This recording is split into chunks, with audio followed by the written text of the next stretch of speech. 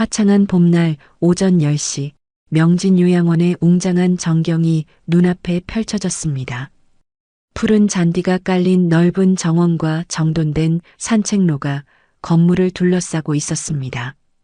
3층 규모의 현대식 건물은 유리와 나무를 조화롭게 사용해 따뜻하면서도 고급스러운 인상을 주었죠.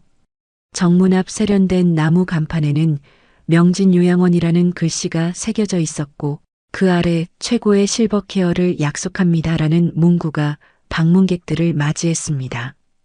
오늘은 원래 가족 방문의 날이라 평소보다 주차장이 붐볐습니다. 다양한 차량들이 줄지어 들어왔고 정장 차림의 직원들이 친절하게 안내하고 있었죠. 넓고 밝은 로비에 들어서면 고급스러운 원목 가구와 편안한 소파, 신선한 꽃으로 꾸며진 공간이 시선을 사로잡았습니다.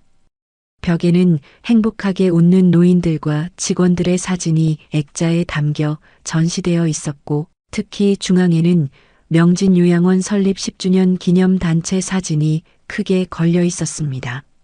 안녕하세요. 명진요양원에 오신 것을 환영합니다. 누구를 찾아오셨나요? 안내 데스크에서 깔끔한 유니폼을 입은 젊은 여성 직원이 밝은 미소로 방문객들을 맞이했습니다. 그녀의 명찰에는 김주희 사회복지사라고 적혀 있었죠. 안녕하세요. 어머니 김영순 할머니를 뵈러 왔어요. 네, 김영순 어르신은 2층 햇살방에 계세요. 가족 방문의 날 행사가 곧 시작될 예정이니 3층 다목적 홀로 안내해 드릴게요. 모든 어르신들이 그쪽으로 모이고 계십니다. 로비를 지나 중앙홀에 도착하자 더 많은 방문객들이 보였습니다.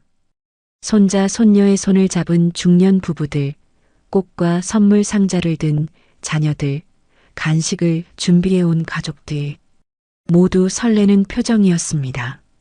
직원들은 방문객들에게 다과를 권하며 안내했습니다. 접이 테이블마다 깔끔하게 정돈된 다과가 놓여 있었고 따스한 차와 커피 향이 홀 안에 퍼졌습니다. 방문객들은 편안한 의자에 앉아 담소를 나누며 행사 시작을 기다렸죠. 잠시 후 정중앙 무대에 오상철 원장이 모습을 드러냈습니다. 50대 초반의 단정한 외모, 값비싼 양복과 완벽하게 다듬어진 머리카락, 친근한 미소를 띤 얼굴이었죠. 그는 마이크를 들고 참석자들을 환영했습니다. 안녕하세요. 귀한 시간 내어 명진요양원을 찾아주신 가족 여러분께 진심으로 감사드립니다. 원장의 목소리는 부드럽고 친절했습니다. 홀 안의 대화가 점차 잦아들었고 모두의 시선이 그에게 집중되었습니다. 명진요양원은 단순한 거주 공간이 아닌 어르신들의 제2의 가정이 되기 위해 항상 노력하고 있습니다. 우리는 노인들의 개인별 맞춤 케어와 전문적인 의료 서비스를 제공하고 있습니다. 그는 자부심 가득한 표정으로 계속 이야기했습니다.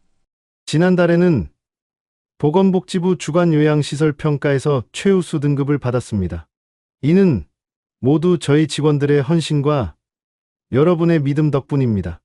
청중들 사이에서 박수 소리가 터져 나왔습니다. 오상철 원장은 미소를 지으며 고개를 끄덕였죠. 오늘은 특별히 어르신들이 준비한 합창 공연과 이술 작품 전시회가 있습니다. 그리고 가족들과 함께하는 레크레이션 시간도 마련했죠. 부디 즐거운 시간 보내시길 바랍니다. 원장의 연설이 끝나자 다시 한번 따뜻한 박수가 홀을 가득 채웠습니다. 가족들의 얼굴에는 안도와 만족감이 묻어났고 몇몇은 감동한 표정으로 고개를 끄덕이기도 했습니다. 무대 한쪽에서는 깔끔한 유니폼을 입은 노인들 합창단이 줄지어 입장했습니다. 7, 80대 어르신들이었지만 모두 단정하게 차려입고 밝은 표정이었죠. 피아노 반주와 함께 고향의 봄을 부르기 시작했고 참석한 가족들은 감동과 자부심이 섞인 눈빛으로 지켜봤습니다. 이 모든 행사 동안 오상철 원장은 여기저기 돌아다니며 가족들과 인사를 나누고 어르신들의 상태에 대해 세심하게 설명하고 때로는 노인들의 어깨를 다정하게 토닥이기도 했죠. 그의 표정과 태도에서는 전문성과 따뜻함이 동시에 느껴졌습니다. 행사장 구석구석에는 직원들이 배치되어 있었고 그들은 모두 친절한 미소와 세심한 배려로 노인들과 가족들을 돕고 있었습니다. 명진요양원은 그야말로 완벽한 노인 돌봄의 천국처럼 보였습니다. 적어도 이 순간만큼은요. 가족 방문의 날이 끝나고 이틀 후 명진요양원의 분위기는 한결 조용해졌습니다. 오전 9시 정문 앞에 택시 한 대가 멈춰섰습니다. 뒷좌석에서 75세쯤으로 보이는 노인 여성이 내렸습니다. 단정하게 빗어올린 은빛 머리카락, 소박하지만 깔끔한 옷차림, 그리고 낡았지만 정갈한 작은 캐리어 가방이 그녀의 전부였습니다. 여기가 맞나? 김순자라는 이름의 이 노인은 건물을 올려다보며 잠시 망설이는 듯 했지만 곧 결연한 표정으로 입구를 향해 걸음을 옮겼습니다. 로비로 들어서자 안내 데스크의 직원이 그녀를 발견했습니다. 하지만 가족 방문 날의 친절한 미소는 보이지 않았죠. 안녕하세요. 무슨 일로 오셨나요? 직원의 목소리는 사무적이었습니다. 오늘 입소 예정인 김순자입니다. 순자 할머니의 차분한 목소리에 직원은 컴퓨터 화면을 살펴보았습니다. 오전 10시 예약이신데 일찍 오셨네요. 잠시만 기다려주세요. 직원은 마지못해 전화기를 들어 내선 번호를 눌렀습니다. 김 간호사님, 오늘 새 입소자분 오셨어요. 잠시 후 30대 중반의 간호사가 로비로 나타났습니다. 그녀의 명찰에는 김미영 간호부장이라고 적혀 있었습니다. 김순자 님이시죠? 저는 2층을 담당하는 김미영 간호부장입니다. 일찍 오셨네요.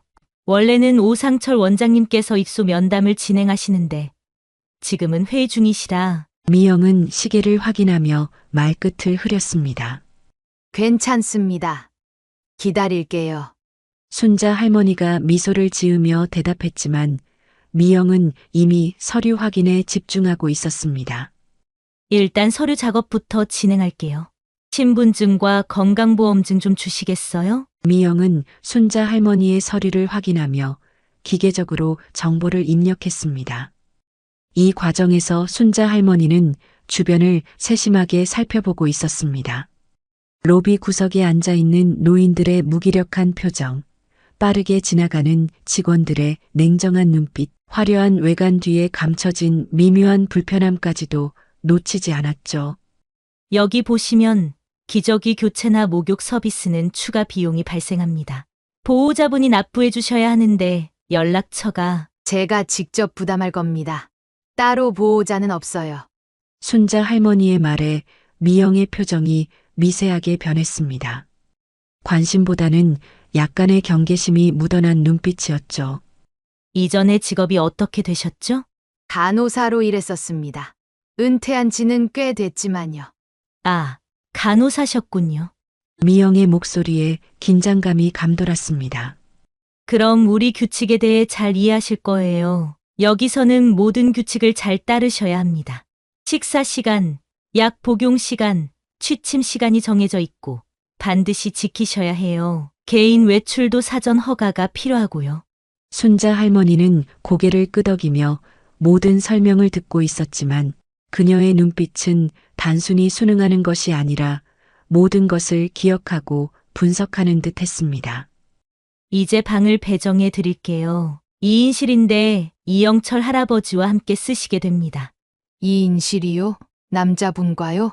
미영은 불편한 표정을 지었습니다. 네, 지금은 다른 방이 없어요. 영철 할아버지는 조용하신 분이라 문제 없을 거예요. 그리고 할머니도 규칙만 잘 따르시면 큰 문제 없을 겁니다. 순자 할머니는 잠시 생각하다가 고개를 끄덕였습니다. 알겠습니다. 미영은 서류철을 덮으며 일어섰습니다. 방으로 안내해 드릴게요. 짐은 제가 들어드릴까요? 아니요. 제가 들 수 있습니다. 할머니는 자신의 작은 캐리어를 들고 미영을 따라 엘리베이터로 향했습니다. 엘리베이터 안에서 미영은 기계적인 설명을 이어갔습니다. 엘리베이터가 2층에 도착하자 가족 방문 날과는 완전히 다른 풍경이 펼쳐졌습니다.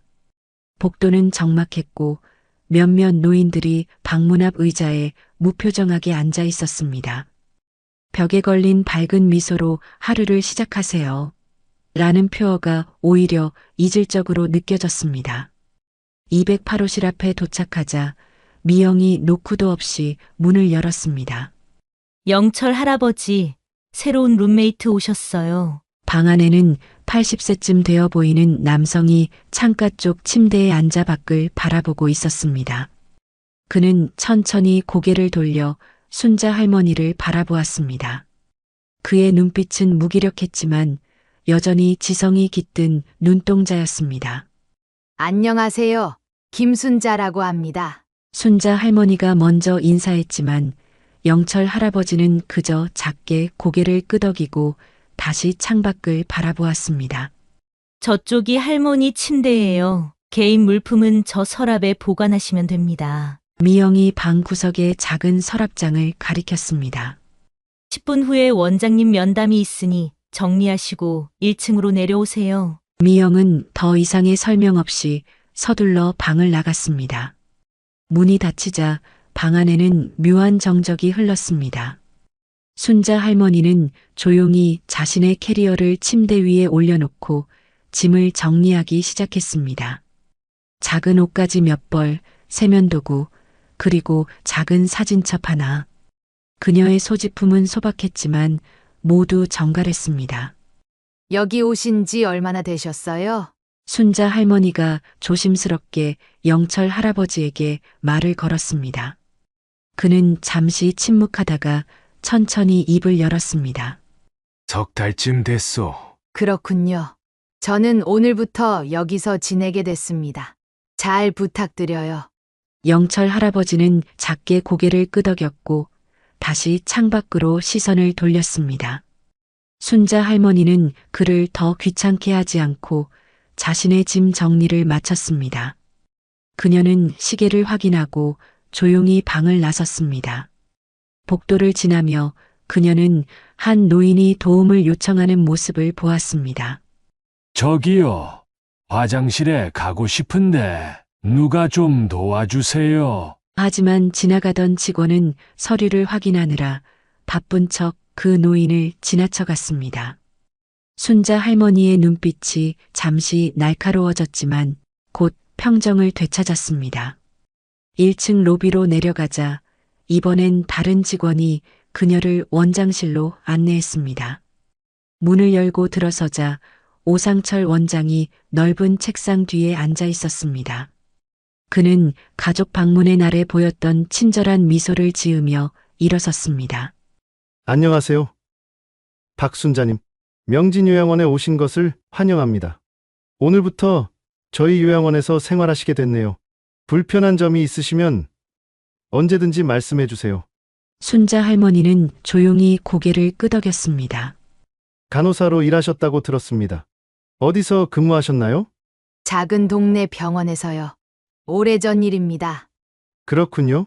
의료 경험이 있으시니 여기 생활에 금방 적응하실 거예요. 오상철은 공손하게 미소 지었지만 그의 눈빛은 순자를 면밀히 관찰하고 있었습니다. 혹시 가족분들은 자주 방문하실 건가요? 따로 가족은 없습니다. 혼자 살다가 왔어요. 오상철의 눈빛이 미세하게 변했습니다. 그의 표정에서 뭔가 계산하는 듯한 빛이 스쳐 지나갔죠. 그러시군요. 걱정 마세요. 이제 저희가 가족입니다. 원장은 정중하게 미소 지었지만 어딘가 공허하게 느껴졌습니다. 면담이 끝나고 원장실을 나서는 순간 오상철의 친절한 미소가 사라지고 차가운 표정으로 바뀌는 것을 문틈으로 목격했습니다. 복도를 걸어 자신의 방으로 돌아가는 동안 할머니는 자신이 이제 명진요양원의 일원이 되었음을 실감했습니다. 그리고 그녀의 눈빛에는 단순한 입소자가 아닌 무언가 더 깊은 결의가 깃들어 있었습니다. 오후 6시 저녁 식사 시간. 순자 할머니는 식당 입구에 서서 잠시 안을 살폈습니다.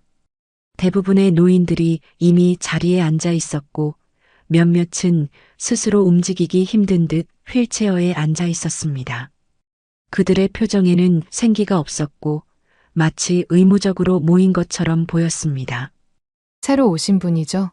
저기 한 자리 있어요. 식당 안내를 담당하는 20대 여성 직원이 건조한 목소리로 말했습니다. 순자 할머니는 고개를 끄덕이고 지정된 자리로 향했습니다. 그곳에는 이미 몇몇 노인들이 앉아 있었습니다. 할머니는 여전히 미소를 유지하며 인사했습니다. 안녕하세요. 오늘 입소한 김순자라고 합니다. 노인들 중 일부가 고개를 들었지만 대부분은 반응이 없었습니다. 다만 한 할아버지가 작게 고개를 끄덕이며 대답했습니다. 나는 김유식이야. 여기 온 지는 6개월 됐어. 순자 할머니는 유식 할아버지 옆자리에 앉았습니다. 그때 배식 카트가 밀려왔고 2명의 직원이 음식을 나눠주기 시작했습니다. 적은 양의 흰밥, 간이 거의 없는 국, 싱겁고 덜 익은 채소 반찬 2가지, 그리고 작은 조각의 생선 1토막이 전부였습니다. 음식이 좀 순자 할머니가 말을 시작하자 유식 할아버지가 손짓으로 그녀를 저지했습니다. 그냥 먹어. 말해봤자 소용없어. 직원들은 기계적으로 음식을 배분하고 있었고 먹는데 어려움을 겪는 노인들에게는 거의 도움을 주지 않았습니다. 한 할아버지가 손떨림으로 숟가락을 제대로 들지 못하자 지나가던 직원이 짜증 섞인 목소리로 말했습니다. 할아버지, 빨리 드세요. 치우는 시간 지나면 그냥 가져갑니다. 식사 시간은 정확히 30분.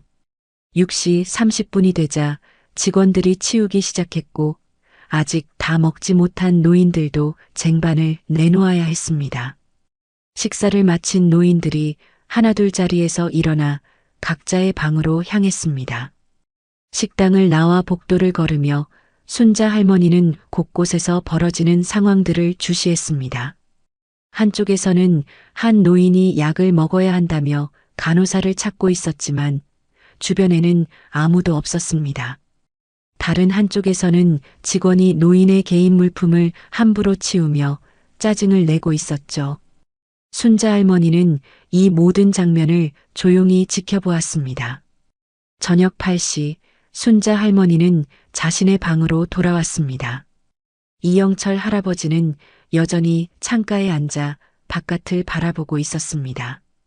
여기 있으면 날이 가는지도 모르죠. 영철이 갑자기 입을 열었습니다. 그는 창밖에서 시선을 떼지 않은 채 말을 이었습니다. 모두 똑같아요. 아침이 오고, 점심이 오고, 저녁이 오고, 하루가 가고, 또 하루가 오고. 근데 어느 순간 보니 삶이 아니라 그냥 시간만 가는 거더라고. 얼마나 많은 시간이 그렇게 흘러갔나요? 내 아내가 여기 있다가 떠났어요. 3개월 전에. 영철의 목소리가 흔들렸습니다. 영숙이는 항상 활기찬 사람이었는데 여기 오고 나서는 점점 기운을 잃어갔어요. 식사도 제대로 못하고 약도 제때 못 먹고 아무도 신경 안 썼어요. 순자 할머니는 조용히 영철 할아버지의 이야기를 들었습니다. 그의 눈에는 슬픔이 가득했지만 더 이상의 눈물은 없었습니다. 마치 모든 눈물을 다 흘린 것 같았죠. 자정이 가까워지자 복도는 완전히 조용해졌습니다. 병원 복도 끝에 위치한 간호사실에서는 희미한 불빛만 새어나왔고 대부분의 직원들은 자리를 비운 상태였습니다. 밤 당직은 한 명뿐이었죠. 순자 할머니는 침대에 누워 있었지만 잠들지 않았습니다. 멀리서 누군가의 도움을 요청하는 소리가 들렸지만 아무런 반응이 없었습니다. 화장실 누가 좀 도와주세요. 간간이 들려오는 노인들의 신음소리와 도움 요청은 응답 없이 어둠 속으로 사라졌습니다. 순자 할머니는 천천히 자리에서 일어나 문 쪽으로 귀를 기울였습니다. 한참을 그렇게 있다가 그녀는 조용히 방을 나섰습니다. 복도 끝에서 도움을 요청하던 할아버지의 방으로 향한 순자 할머니는 조심스럽게 문을 열었습니다. 도움이 필요하신가요? 침대에 누워있던 할아버지가 놀란 눈으로 순자 할머니를 바라보았습니다. 화장실에 가고 싶은데 배를 눌러도 아무도 안 와요. 순자는 미소를 지으며 다가갔습니다. 제가 도와드릴게요. 간호사였거든요. 예전에. 그녀는 능숙하게 할아버지를 화장실로 데려갔습니다. 그리고 필요한 도움을 제공한 후 다시 침대로 안전하게 모셨습니다. 고마워요. 누구신가요? 방금 입소한 김순자예요. 2층 208호실에 있어요. 할아버지는 감사의 눈빛을 보냈고 순자 할머니는 조용히 방을 나왔습니다. 복도로 나온 순자 할머니는 주변을 살폈고 간호사실 쪽으로 발걸음을 옮겼습니다. 그녀는 간호사실 창문 너머로 안을 들여다보았습니다.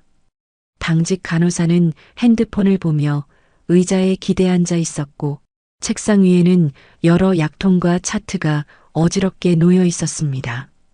벽에 걸린 응급벨 시스템은 몇 개의 불이 켜져 있었지만 간호사는 그것을 무시한 채 자신의 핸드폰만 들여다보고 있었죠. 순자 할머니는 눈빛을 빛내며 이 모든 것을 기억에 담았습니다. 그리고 다시 자신의 방으로 돌아가기 전 그녀는 건물 구조와 비상구, 직원 배치 등을 세심하게 관찰했습니다. 방으로 돌아온 순자 할머니는 가방에서 작은 수첩을 꺼내 오늘 본 모든 것을 꼼꼼히 기록했습니다. 메모를 마친 후 그녀는 침대에 누웠지만 여전히 잠들지 않고 생각에 잠겼습니다. 그녀의 눈에는 결연한 의지가 깃들어 있었습니다. 입소 이틀째 아침 순자 할머니는 일찍 일어나 세면을 마치고 식당으로 향했습니다. 이영철 할아버지는 이미 자리를 비운 상태였습니다. 복도에는 몇몇 노인들이 불안한 표정으로 휠체어를 타고 있었고 몇몇은 보행기에 의지한 채 천천히 움직이고 있었습니다.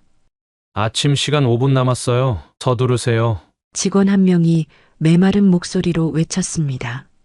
노인들은 불안한 기색으로 더 빠르게 움직이려 애썼고 일부는 포기한 듯 다시 방으로 돌아갔습니다. 식당에 들어선 순자 할머니는 어제와 마찬가지로 한적한 구석 자리를 찾아 앉았습니다. 그녀는 주변을 둘러보다가 창가에 홀로 앉아 있는 이영철 할아버지를 발견했습니다. 그는 앞에 놓인 음식은 거의 건드리지 않은 채 창밖만 바라보고 있었습니다. 순자 할머니는 천천히 영철 할아버지에게 다가갔습니다. 여기 자리 괜찮을까요? 영철은 잠시 그녀를 바라보더니 작게 고개를 끄덕였습니다. 순자 할머니는 앞에 놓인 아침 식사를 살펴보았습니다. 딱딱한 흰밥과 미지근한 국, 작은 김치 한 조각이 전부였습니다. 식사를 준비한 흔적은 있지만 정성은 찾아볼 수 없었죠. 아침부터 좋은 식사는 아니네요. 영철 할아버지는 처음에는 반응이 없었지만 잠시 후 고개를 들어 그녀를 바라보았습니다. 당신도 곧 알게 될 거요. 이곳의 진짜 모습을. 그의 목소리는 깊고 무거웠습니다. 어제 방에서 아내 이야기를 조금 해주셨는데 실례가 된다면 사과할게요. 하지만 더 이야기해 주실 수 있을까요? 영철 할아버지는 잠시 그녀를 관찰하듯 바라보다가 목소리를 낮추어 말했습니다. 우리 영숙이는 항상 건강했어요. 70대 중반까지도 동네 장터에서 야채를 팔 정도로요. 그런데 뇌졸중으로 쓰러진 후 재활이 필요해져서 이곳에 오게 됐죠. 자식들도 그렇게 하길 원했고 저도 제 일 때문에 영숙이를 챙겨주지 못할 것 같아서 승낙했죠. 요양원에서 빨리 재활을 하고 건강이 회복되면 다시 같이 살 계획이었어요. 하지만 그 선택이 저를 평생 후회하게 만들었습니다. 처음에는 좋아 보였어요. 가족 방문 날에는 다들 친절하고 시설도 깨끗했으니까요. 하지만 영철 할아버지는 잠시 말을 멈추고 주변을 살폈습니다. 직원들이 가까이 있는지 확인한 후 더 낮은 목소리로 계속했습니다. 점점 변해갔어요. 영숙이는 재활 운동을 제때 받지 못했고 약도 가끔 건너뛰었대요. 식사 시간에는 도움이 필요했는데 아무도 신경 쓰지 않았고 그의 손이 테이블 위에서 미세하게 떨렸습니다. 처음에는 불만을 이야기했죠. 그랬더니 직원들이 그녀를 더 소외시켰어요. 문제 환자라고 낙인 찍혀서 결국 영숙이는 말수가 줄어들고 식사도 거부하기 시작했어요. 우울증이 심해진 거죠. 순자 할머니의 눈에 깊은 공감이 깃들었습니다. 제가 자주 면회를 왔지만 면회 시간은 짧고 제한적이었어요. 그리고 제가 오면 갑자기 모든 것이 완벽해지곤 했죠. 영숙이의 건강은 악화돼서 말도 제대로 못했지만 눈빛을 보면 알 수 있었어요. 무슨 일이 벌어지고 있는지. 영철의 목소리가 흔들렸습니다. 그는 잠시 말을 멈추고 깊은 숨을 들이마셨습니다. 어느 날 전화가 왔어요. 영숙이가 갑자기 상태가 악화되어 병원으로 옮겼다고요. 서둘러 병원에 도착했지만 이미 늦었어요. 순자 할머니는 조용히 손을 뻗어 영철 할아버지의 떨리는 손을 살짝 감쌌습니다. 의사는 영양실조와 탈수 증상이 있었다고 했어요. 어떻게 이런 일이 매달 적지 않은 돈을 내는 이곳에서. 영철의 눈에는 분노와 슬픔 그리고 죄책감이 뒤섞여 있었습니다. 그래서 저도 이곳에 들어왔어요. 영숙이가 어떤 일을 겪었는지 직접 확인하고 싶었거든요.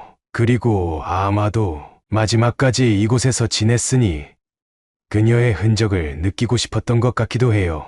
순자 할머니는 고개를 끄덕이며 진심 어린 위로의 눈빛을 보냈습니다. 제가 여기 온 지 석 달이 됐는데 보고 들은 것들이 너무 많아요.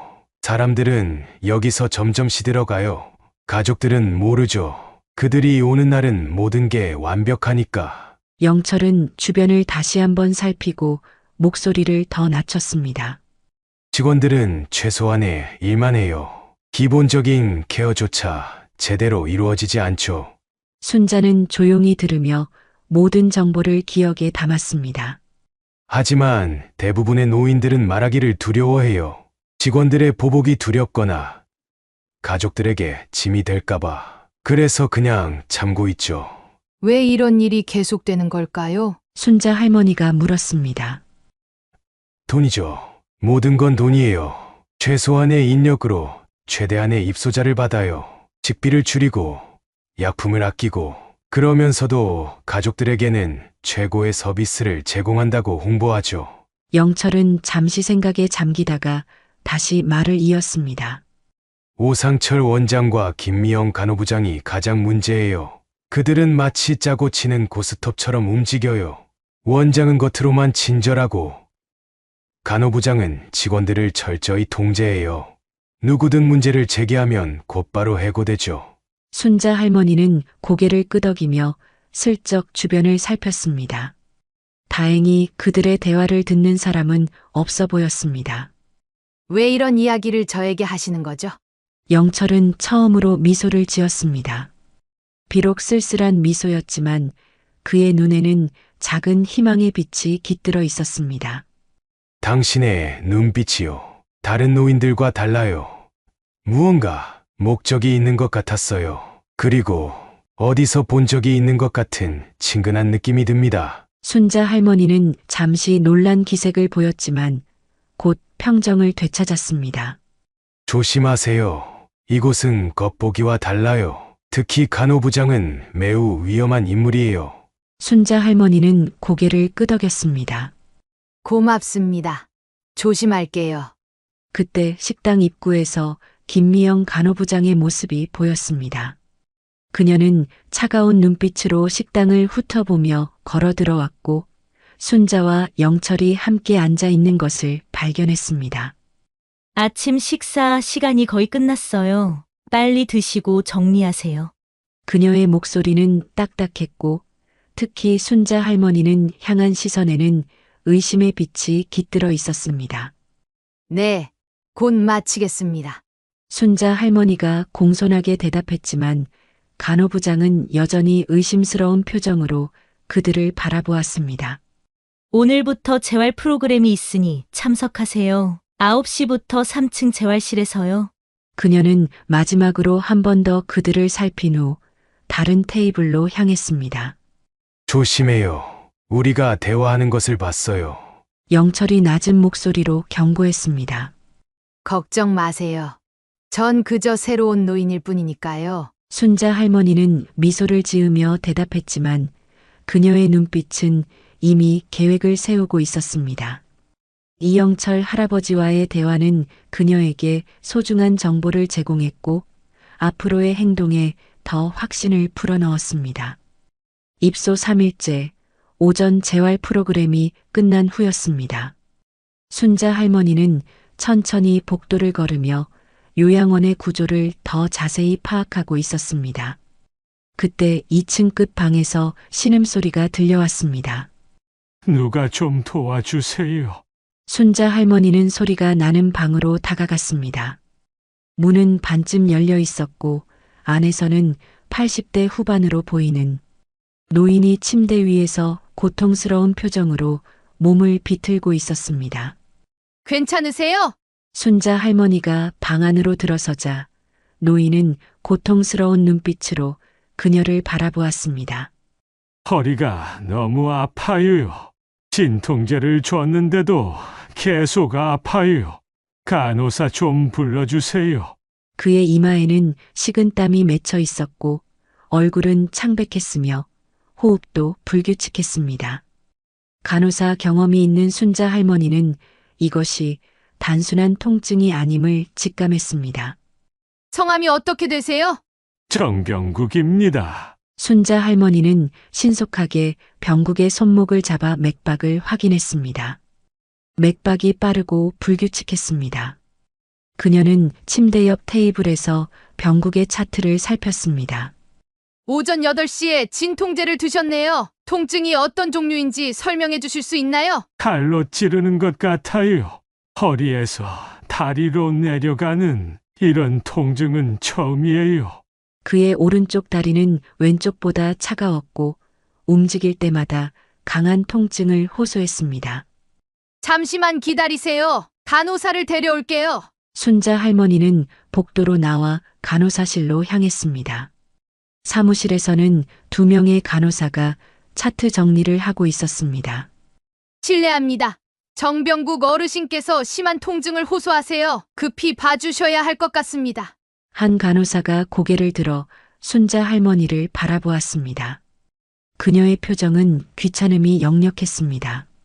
병국 할아버지요. 아침에 이미 진통제를 드렸는데 하지만 통증이 계속되고 있어요. 다리도 차갑고 맥박도 불규칙합니다. 순자 할머니의 전문적인 설명에 간호사는 의아한 표정을 지었습니다. 혹시 의료 경험이 있으세요? 네, 간호사로 잠깐 일했습니다. 그제야 간호사는 눈빛이 조금 바뀌었습니다. 하지만 여전히 미심쩍은 표정이었습니다.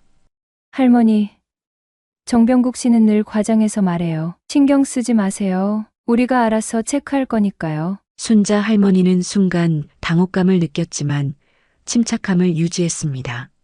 정말 심각해 보입니다. 다리 혈액순환에 문제가 있는 것 같아요. 간호사는 한숨을 내쉬었습니다. 지금 다른 업무가 있어서요. 30분 후에 확인하겠습니다. 제 경험으로는 지금 즉시 확인해야 할 상황으로 보입니다.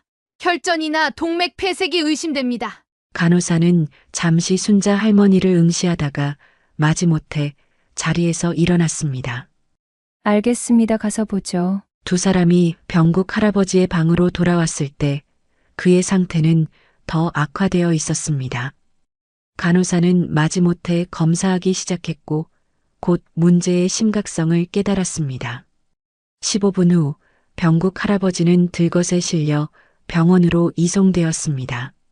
병국 할아버지가 떠난 후 김미영 간호부장이 순자 할머니에게 다가왔습니다.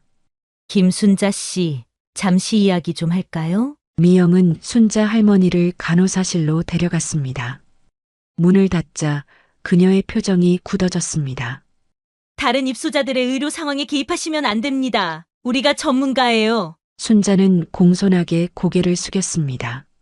죄송합니다. 하지만 정말 급해 보였어요. 앞으로는 의료진에게 맡겨주세요. 아무리 경험이 있으시더라도 여기서는 우리 규칙을 따라야 합니다. 순자 할머니는 다시 한번 공손하게 고개를 숙였습니다.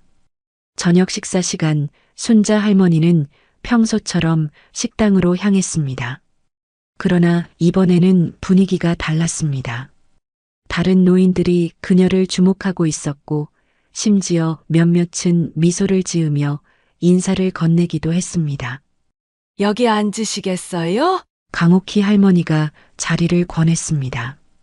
순자 할머니가 앉자 옆에 있던 다른 노인들도 그녀에게 관심을 보였습니다. 병국이가 무사히 병원에 도착했대요.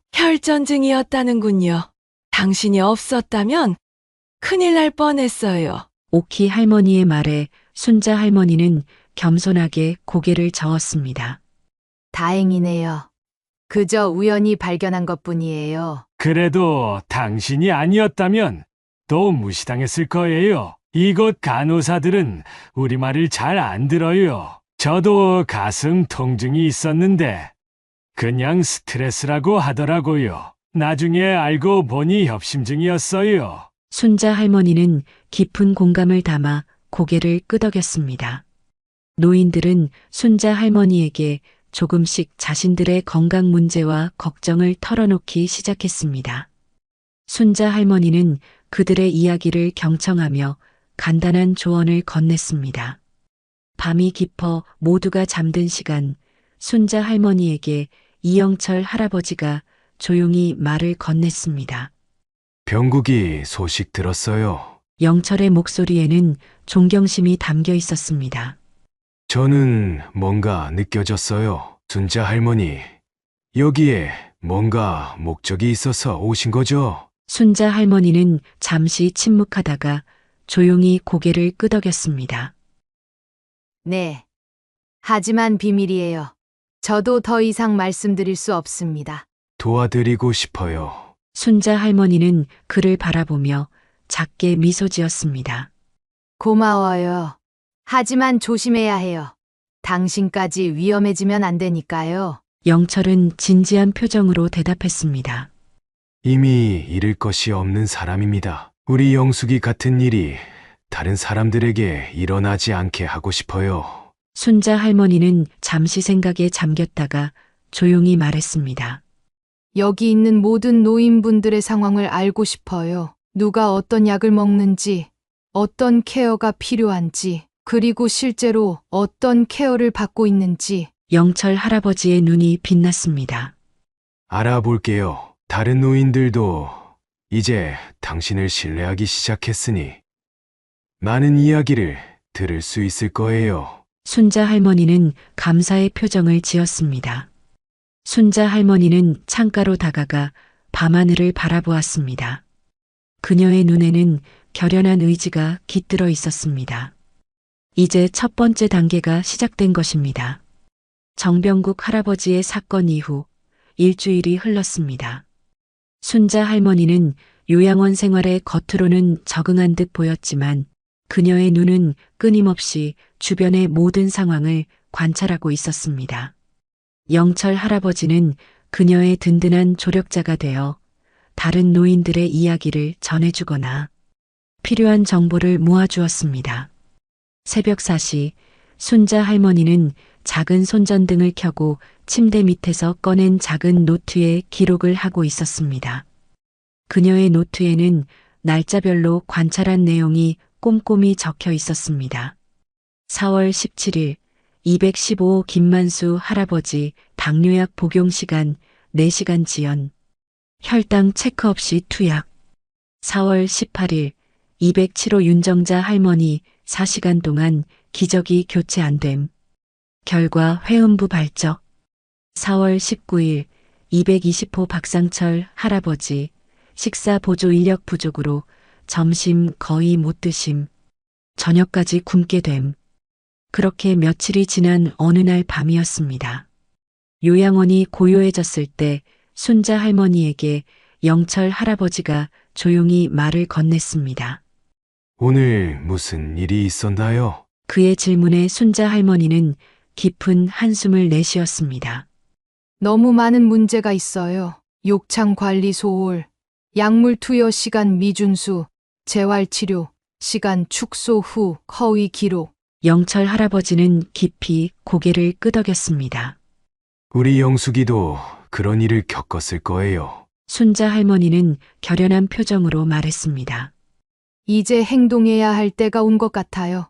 하지만 마지막으로 더 확실한 증거가 필요해요. 영철 할아버지는 조심스럽게 작은 메모지를 건넸습니다.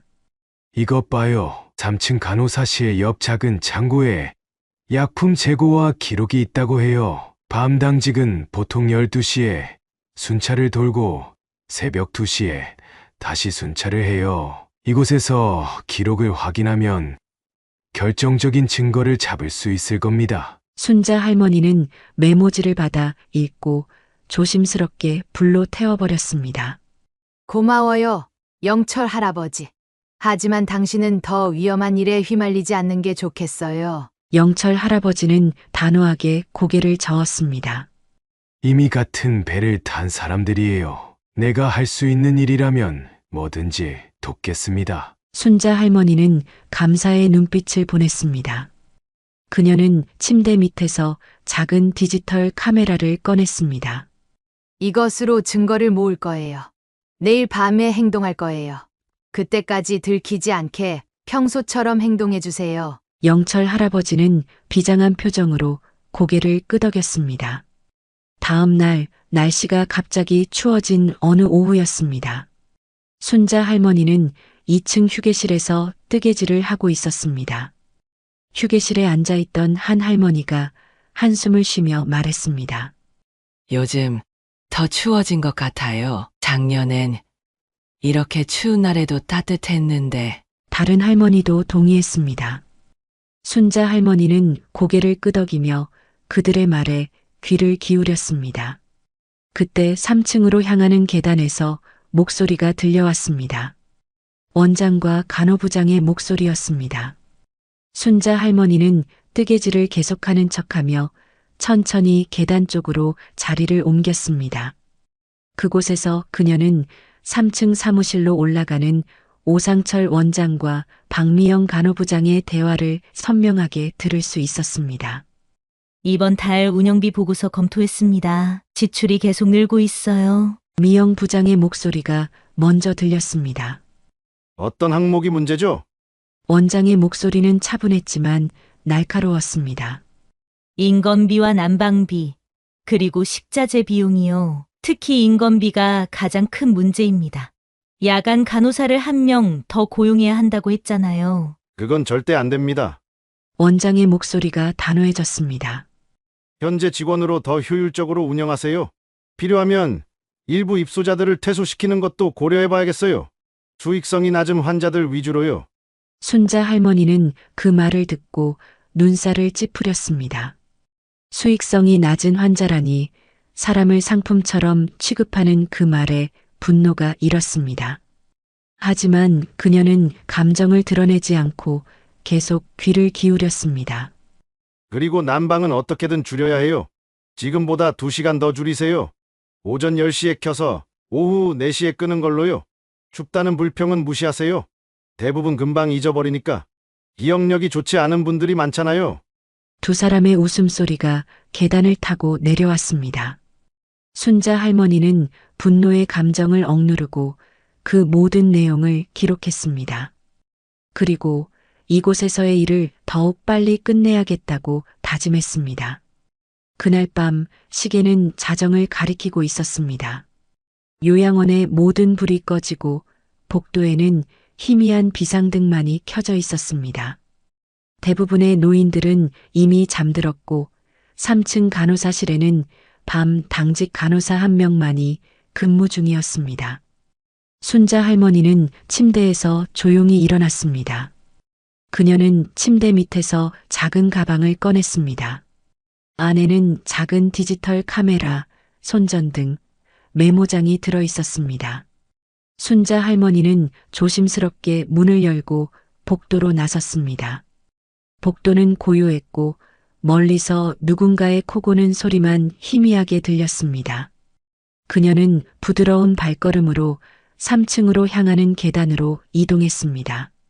3층은 요양원의 관리 구역이었습니다.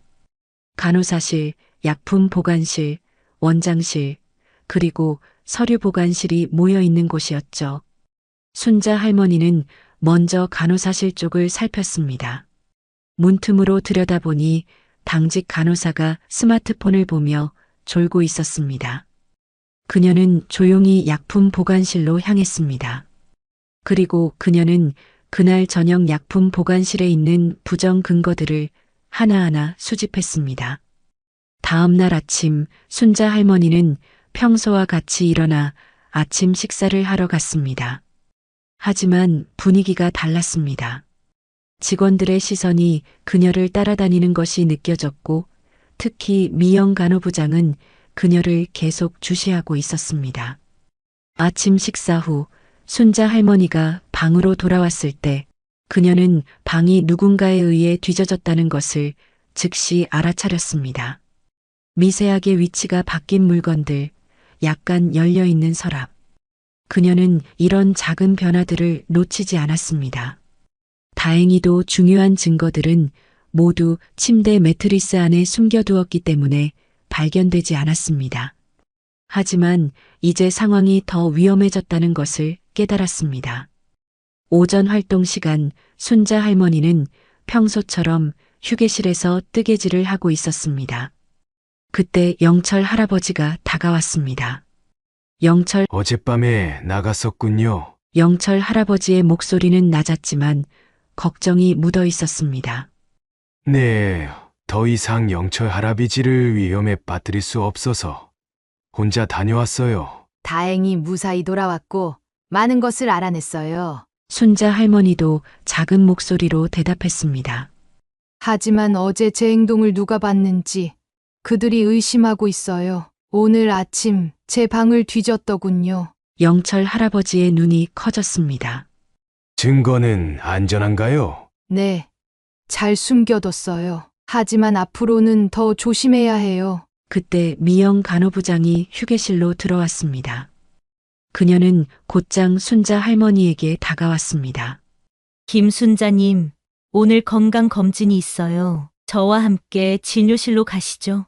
순자 할머니는 의아한 표정을 지었습니다. 건강검진이요? 들은 적이 없는데. 정기검진이에요. 모든 입소자분들에게 하는 거예요. 순자 할머니는 영철 할아버지와 눈빛을 교환한 후 미영을 따라 일어났습니다.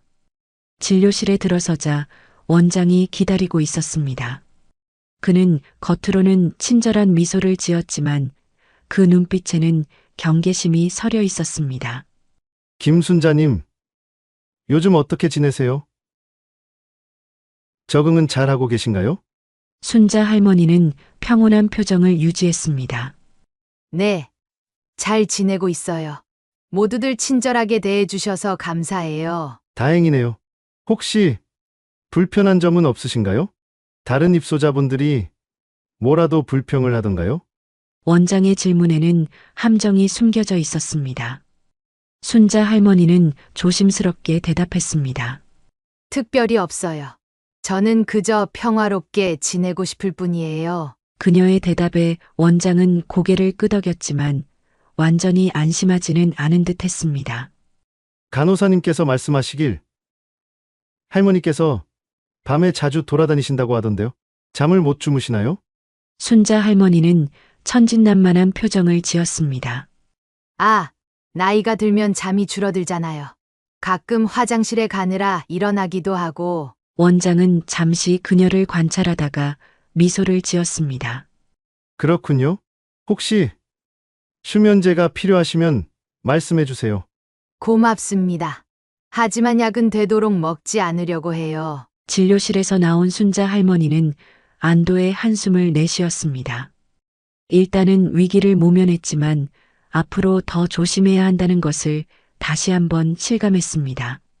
저녁 식사 후 순자 할머니는 평소와 달리 일찍 방으로 돌아갔습니다. 그녀는 지금까지 모은 증거들을 정리하며 다음 행동을 계획했습니다. 증거는 이제 충분했습니다. 하지만 이것을 언제 어떻게 공개할 건지가 관건이었습니다.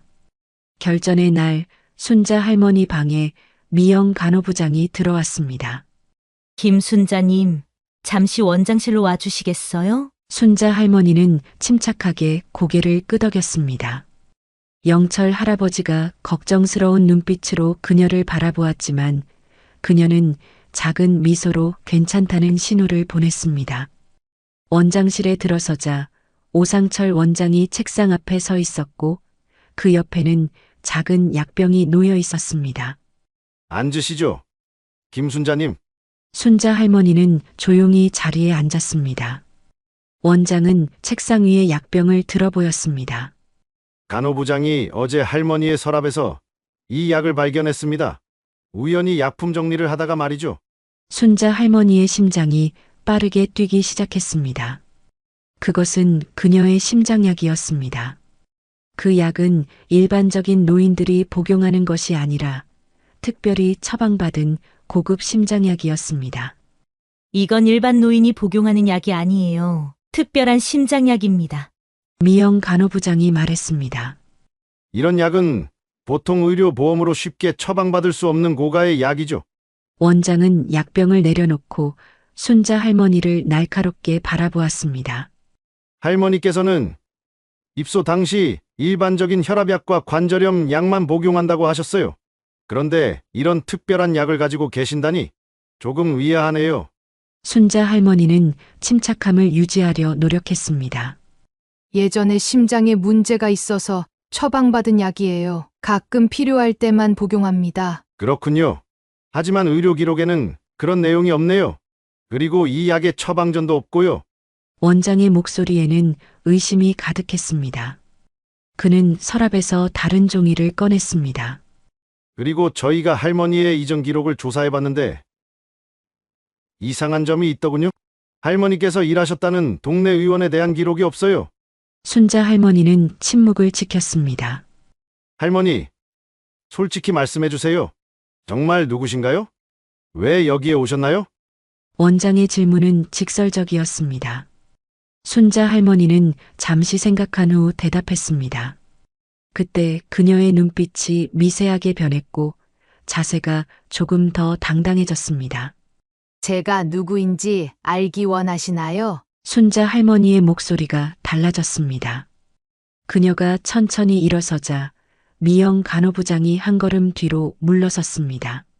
당신들이 무슨 짓을 했는지 이제 모두 알고 있어.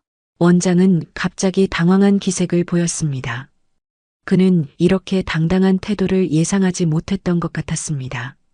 순자 할머니는 3개월 전에 있었던 일을 떠올립니다. 넓은 창문이 있는 고급스러운 사무실, 책상 앞에 앉아 있는 70대 초반의 우아한 여성, 김순자 이사장의 모습이 보입니다. 이사장님, 분기별 보고서 준비되었습니다.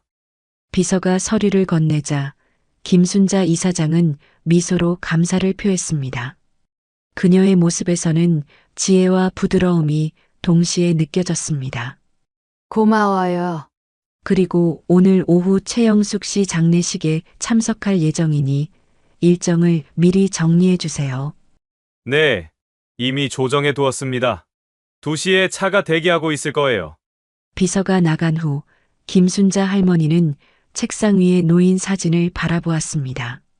그것은 젊은 시절 그녀와 최영숙이 함께 찍은 사진이었습니다. 영수가 어떻게 이런 일이... 그녀는 천천히 일어나 창밖을 바라보았습니다. 창밖으로 선진의료재단의 현대적인 건물들이 보였습니다. 김순자 할머니가 검은 정장을 입고 조용히 빈소에 들어서자 많은 사람들이 그녀를 알아보고 공손히 인사를 건넸습니다. 그때 한 노인이 그녀에게 다가왔습니다. 이영철 할아버지였습니다. 김순자 이사장님이시죠? 제가 이영철입니다. 영숙이 남편입니다. 영철 씨, 정말 애도합니다. 영숙이와는 40년 지기 친구였어요. 영숙이가 저희 요양원에 있다가 떠났다는 소식을 들었어요. 저도 마음이 너무 아픕니다. 두 사람은 조용한 장소로 자리를 옮겼습니다. 영철의 얼굴에는 깊은 슬픔과 함께 분노가 어려 있었습니다. 이사장님, 제가 드릴 말씀이 있습니다. 무슨 일이신가요? 아내가 명진요양원에서 제대로 된 케어를 받지 못했어요. 우울증이 심해지고 식사도 거부하다가 영철의 목소리가 떨렸습니다. 김순자 할머니의 표정이 굳어졌습니다. 그럴 리가 없어요. 우리 재단은 엄격한 기준으로 요양원을 관리하고 있어요. 저도 처음엔 그렇게 생각했습니다. 하지만 영철은 작은 노트를 꺼냈습니다. 이건 영숙이의 일기장입니다. 마지막 몇 달 동안의 기록이에요. 김순자 이사장은 조심스럽게 노트를 받아들고 페이지를 넘기기 시작했습니다. 그녀의 표정이 점점 어두워졌습니다. 약을 제때 주지 않아요. 난방이 너무 약해요. 식사는 점점 더 형편없어져요. 손이 떨리기 시작했습니다. 그녀는 그날 바로 비서에게 전화를 걸었습니다. 명진요양원에 대한 공식 조사를 요청하겠습니다. 철저하게 조사해 주세요. 며칠 후 김순자 할머니는 조사 결과 보고서를 읽고 있었습니다. 그녀의 표정은 점점 더 좌절감으로 가득 찼습니다. 모든 것이 규정에 따라 진행됨. 이게 말이 되나요? 노인들의 실제 상황은 어떻게 확인했죠? 오상철 원장이 미리 준비한 자료와 일정에 따라 진행했습니다. 모든 시설이 완벽했고 노인들도 만족스러워 보였습니다. 사전 통보 없이 불시에 방문하진 않았나요? 원장의 협조가 필요했기 때문에 김순자 할머니는 실망스러운 표정으로 보고서를 책상에 던졌습니다. 하지만 시간이 지나도 상황은 나아지지 않았습니다. 공식적인 조사마다 요양원은 완벽하게 준비된 모습을 보였고 실제 문제점은 드러나지 않았습니다. 이대로는 안 돼. 직접 확인해야 해. 그녀는 결심한 듯 핸드폰을 들고 번호를 눌렀습니다. 선진의료재단 대표인 아들 정도연에게 전화를 걸었습니다. 도연아, 엄마야. 네, 어머니, 무슨 일이세요? 엄마가 잠시 여행을 다녀오려고 해. 한 3, 4개월 정도. 여행이요? 갑자기요? 응. 오랫동안 계획했던 거야. 재단은 지금까지 너가 잘해왔듯이 잘 관리하고 있어. 통화를 마친 김순자 할머니는 다시 한번 결심한 듯 깊은 숨을 내쉬었습니다.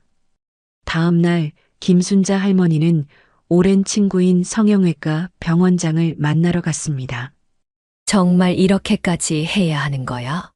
응, 필요해. 아무도 날 알아보지 못하게 해줘. 그렇게 김순자 할머니는 간단한 시술과 염색으로 다른 사람으로 태어나게 되었습니다. 이제 진실을 밝힐 시간이군. 그렇게 재단 이사장인 김순자 할머니가 요양원에 들어오게 된 것입니다. 원장실에서 김순자 할머니는 이제 완전히 다른 사람처럼 서 있었습니다. 이제 모든 것이 끝났어요. 오상철 원장님, 제가 3달 동안 모은 모든 증거가 있습니다. 원장의 얼굴이 창백해졌고 미영 간호부장은 불안한 눈빛으로 원장과 김순자 할머니를 번갈아 바라보았습니다. 이사장님, 어떻게 이런 오해가? 원장의 목소리는 떨리고 있었습니다. 그는 이제 태도를 완전히 바꿔 비굴하게 굴기 시작했습니다. 그는 미영을 향해 도움을 청하는 눈빛을 보냈지만 미영도 이미 패배를 직감한 듯 고개를 숙였습니다. 당신들에게 2가지 선택권을 줄게요. 스스로 사직하고 모든 잘못을 인정하든지 아니면 제가 경찰과 언론에 이 모든 것을 공개하든지. 김순자 할머니의 목소리는 차갑고 단호했습니다. 그녀는 이제 완전히 이사장의 권위를 되찾은 상태였습니다. 그 말을 들은 원장과 미영은 얼굴이 하얗게 질려 죄송하다는 말만 연속으로 반복했습니다. 그리고 그녀는 휴대폰을 꺼내 오랫동안 누르지 않았던 번호를 눌렀습니다. 몇 번의 신호음 후 익숙한 목소리가 들렸습니다. 여보세요? 도연아, 엄마야. 어머니, 여행은 잘하고 계세요? 지금 명진 요양원으로 바로 와줄 수 있니? 중요한 일이 있어. 명진 요양원이요? 어머니가 거기 계시다고요? 응. 엄마가 지금 설명하기 힘든데 어서 와줬으면 좋겠구나. 이제 아들에게도 모든 진실을 털어놓을 시간이었습니다. 1시간 후 검은색 세단이 요양원 앞에 멈춰섰습니다. 정도연이 급하게 차에서 내려 건물로 들어섰습니다. 로비에서 그를 맞이한 것은 영철 할아버지였습니다. 정 대표님, 기다리고 계셨습니다. 이쪽으로 오세요. 영철은 정도연을 정원으로 안내했습니다. 거기에는 한 노인이 벤치에 앉아 있었습니다. 어머니가 여기 왜? 이해가 안 됩니다. 김순자 할머니는 깊은 숨을 내쉬고 처음부터 모든 이야기를 들려주기 시작했습니다. 영숙의 죽음, 영철의 증언, 그리고 자신이 직접 조사하기로 결심하게 된 과정까지.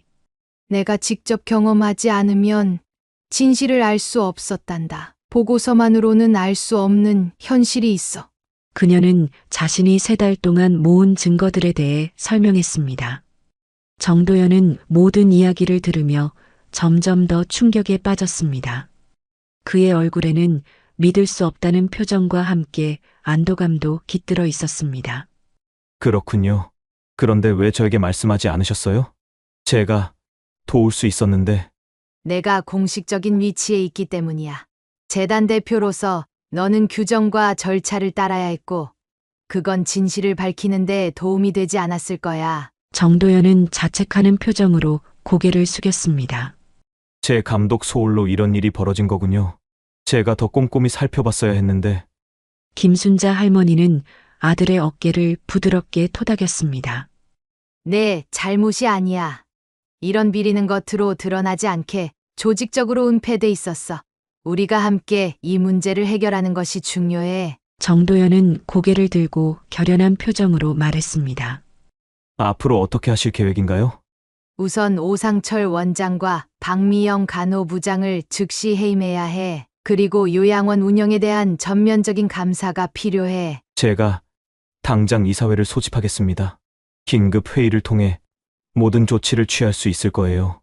두 사람은 서로를 바라보며 미소 지었습니다. 모자지간의 강한 유대감이 느껴지는 순간이었습니다.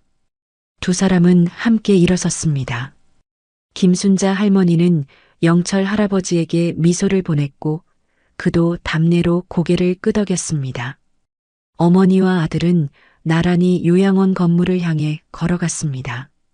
그들의 뒤로 햇살이 비치며 새로운 시작을 알리는 듯 했습니다. 이틀 후 선진의료재단 본사 대회의실에는 긴장감이 감돌았습니다. 정도연이 소집한 긴급 이사회가 곧 시작될 예정이었고 테이블 주변으로 이사진들이 하나둘 자리를 잡고 있었습니다. 그들의 표정에는 의문과 걱정이 가득했습니다. 갑작스러운 이사회 소집, 그것도 중대한 사안이라는 이유로 말입니다. 회의실 한편에는 오상철 원장과 박미영 간호부장이 굳은 표정으로 앉아 있었습니다. 원장의 이마에는 식은땀이 맺혀 있었고 간간히 손수건으로 닦아내는 모습이 보였습니다. 그때 회의실 문이 열리고 정도연이 들어왔습니다. 그의 표정은 평소보다 엄숙했고 뒤이어 김순자 이사장도 함께 들어왔습니다. 이사 여러분, 긴급 회의에 참석해 주셔서 감사합니다. 정도연의 목소리가 회의실에 울려 퍼졌습니다. 오늘은 매우 중대한 사안을 논의하기 위해 여러분을 모셨습니다. 특히 명진요양원과 관련된 심각한 문제가 발견되었습니다. 그의 말에 이사들 사이에서 작은 술렁임이 일어났습니다. 오상철 원장은 불안한 듯 자세를 바꿨습니다. 그때 김순자 이사장이 천천히 일어났습니다. 여러분, 제가 왜 조금 달라진 모습으로 이 자리에 섰는지 말씀드리겠습니다. 저는 3달 동안 명진요양원에 직접 입소하여 모든 상황을 직접 체험하고 증거를 수집했습니다. 이사들은 경악과 존경이 뒤섞인 표정으로 그녀의 이야기를 들었습니다. 우리 재단의 이념과 목표에 완전히 반하는 운영이 이루어졌고 가장 취약한 사람들의 존엄성이 짓밟혔습니다. 이 사안은 너무나 심각합니다. 즉각적인 조치가 필요하다고 생각됩니다. 이사회는 만장일치로 오상철 원장과 박미영 간호부장의 즉각적인 해임을 결정했습니다. 또한 요양원 운영에 대한 전면적인 감사와 개혁 방안도 승인되었습니다. 회의가 끝난 후 김순자 이사장은 명진요양원으로 돌아왔습니다.